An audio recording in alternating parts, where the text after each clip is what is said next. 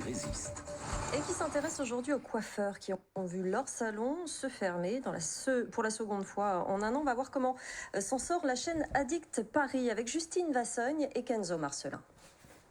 Aujourd'hui, on va vous raconter l'histoire de la chaîne de salon de coiffure Addict Paris, une chaîne en pleine expansion et qui a vu son activité s'arrêter à nouveau avec le reconfinement, mais qui ne se laisse pas abattre. On va voir ça. Bonjour. Bonjour. C'est depuis l'un des salons de coiffure bordelais de la chaîne et par visioconférence que Boris Alain nous répond.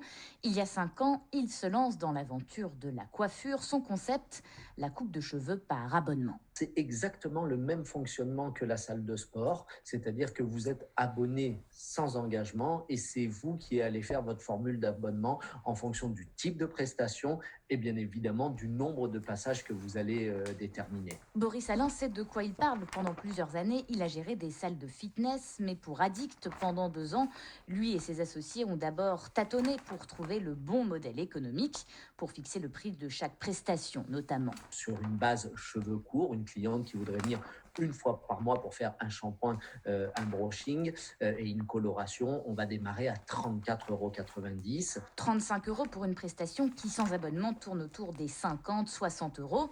Avec cette politique de prix agressive, Addict Paris a trouvé son public. Aujourd'hui, l'entreprise compte une trentaine de salons en France et son modèle, l'abonnement, s'est vu conforté avec la crise sanitaire. Lors du premier confinement, mais même j'allais dire du deuxième confinement, c'est là où le modèle économique de l'abonnement a pris effectivement tout son sens. C'est-à-dire que pendant ces 2 mois-là de fermeture, on a demandé à nos clients de conserver leur abonnement. Et bien évidemment, quand on a réouvert les salons, nos clients ont eu des compensations, que ce soit sur des produits, sur des prestations, mais ça nous a permis, nous, au groupe Addict Paris, de pouvoir passer la crise sans encombre parce que pendant ces 2 mois de fermeture, les magasins et les salons ont continué à générer du chiffre d'affaires. Pendant les 2 mois du premier confinement, les salons d'Addict Paris ont ainsi réalisé 50% de leur chiffre d'affaires habituel. En mai, en juin, en juillet, les clients se sont rués chez le coiffeur. Un effet de rattrapage qui devrait permettre à Addict Paris de boucler l'année avec un chiffre d'affaires en hausse par rapport à l'année précédente, autour de 7 millions d'euros.